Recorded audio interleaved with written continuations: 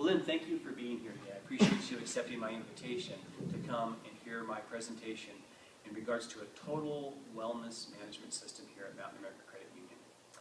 I've been doing some research throughout the last few months, and I got some information I want to share with you, very interesting information on how a total wellness package could really impact our culture and our bottom line here at Mountain America.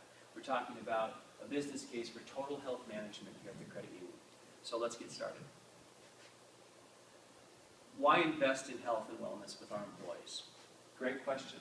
Well, we can reduce our costs, we can provide a healthier workforce, we can increase our productivity, and in the end have that competitive advantage that we're looking for from a marketing standpoint or recruiting standpoint as we're in this growth mode. We can reduce and manage healthcare costs, we can reduce and manage our employees' lost time, direct correlation with improving workforce productivity, attracting and retaining good employees, which, as you know, right now in the market, it's a great thing to be able to have a wellness program out there. People that are wellness-minded are typically attracted to wellness organizations. They want to be part of that. They realize there's something else going on there, right? And it goes to this last piece here, enhancing our overall employee engagement. People want to feel like we as their employer care. Great way to do that is to enact a complete and comprehensive wellness program. Supports our group's image, our company's image. We improve external company image, and we improve the program and service quality as well too. Happy and healthy employees equal happy members. Sterling says it all the time. So I want to discuss a few steps that I think we can take to get there with a wellness program to really help increase the health and wellness of our employees. Our business, people helping people, is what we do, right?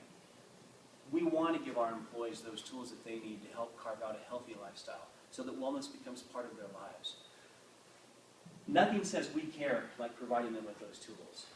We can have a great lagoon day, we can give great benefits, we can do all those things, but at the end of the day, if we're not somehow concerned with helping them take care of their health and wellness needs, there's a gap. And I want to talk about some things that we can do to fill that gap and really give our employees the perception that we care.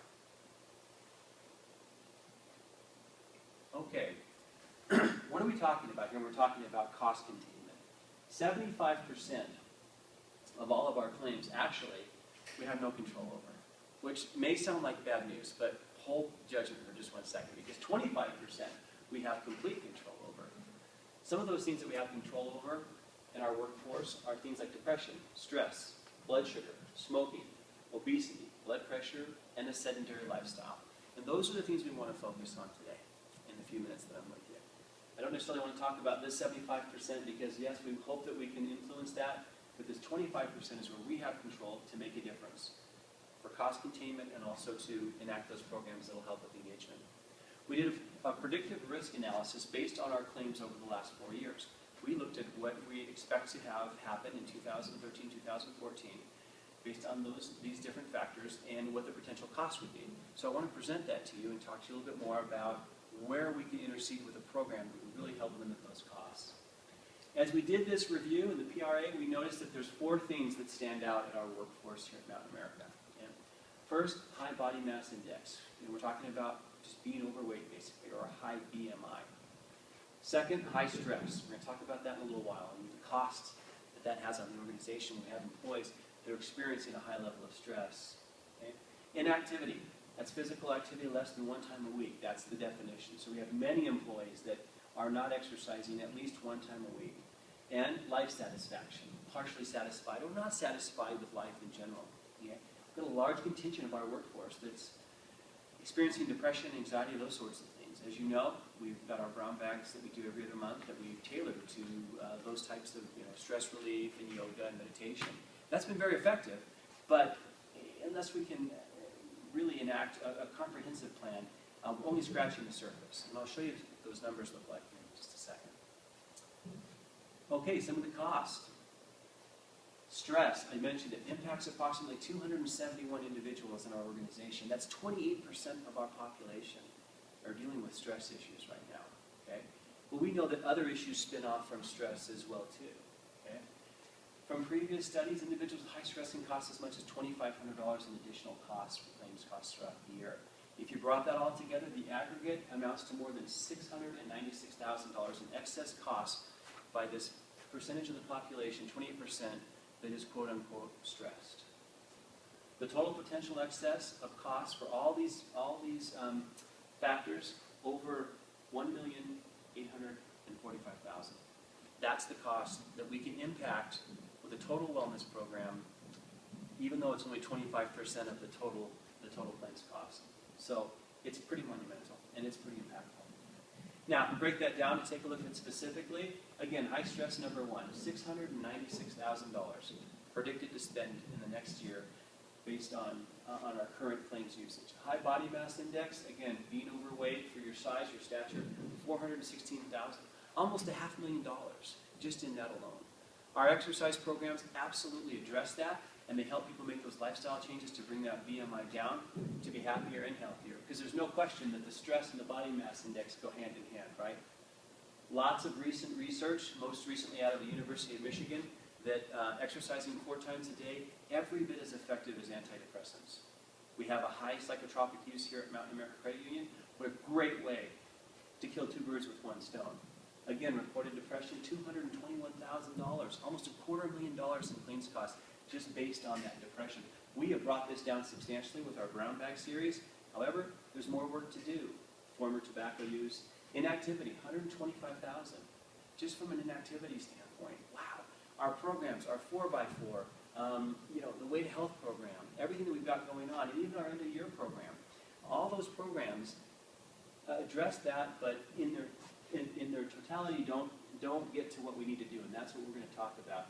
Good news is here, high alcohol use and high cholesterol are very low. Yay! So we don't have a lot of alcoholism, and we have a fairly low cholesterol rate for our population. So we've got some areas that we can congratulate our employees on. Okay, so what if we just made a minor impact? Let's say we take 10% of our population in these areas, right? The 4 that were just mentioned. If we take 10% and show improvement just in the areas of stress, we can save $164,000 if we can lower 10% of that population's stress, okay? We can reduce costs by $69,000, which again is 10%, and we can reduce costs by more than $41,000 if we reduce our employees' body mass percentage by 10%. That's substantial. That's substantial. Again, you see how all these kind of fit together, right? Because if you're working on your body mass index, you're exercising, you're bringing your stress down. You're bringing your stress down, you're going to the doctor less often, and you're able to lower those costs. 10%. 10% of our workforce. That's pretty minute. And I know we can hit that many. I know we can affect that many because I know currently with our wellness programs that we hit at least 20% of the population throughout the year. So we're already doing it. Okay.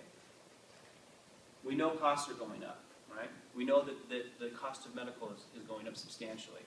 This helps us stem that tide. About 4 years ago, when we first implemented our wellness program, our initial wellness program, we got a $25,000 rebate from our carrier, just based on the fact that we had some wellness things in place. Well, now it's time to move to the next level, and that's what they're telling us. Okay. So in general, we can take and defer 50% of our current medical costs and have that be more actionable. So we can use that for programs and different things that we're doing, as opposed to spending them on things that right now that are basically kind of lost leader, if you will. Health risks lead to actionable diseases. We know this, such as diabetes, coronary heart disease, and pulmonary disease. The risks that are associated with disease can be related to and affected by consumer education, which we're increasing, primary prevention, which we can increase as well, and also medical management. Part of medical management is the wellness program and disease management, of course. But we don't want to get there. We want to stay here on the prevention side. Again, that's where a wellness program comes in to help us prevent those things, to get people cued into the things that they do. Things like our wellness fair that we do in February. Know your numbers. Where are you at? What's your cholesterol at? What's your BMI at? And then we structure things throughout the year so that people can those are actionable things that they can move on, right? Wow, my BMI's a little high. I better get out and start walking, right? My stress level's a little high. I better find some time to relax. Maybe I'll do yoga. Wow, we offer that over at Mountain America. That's the whole integration piece, okay?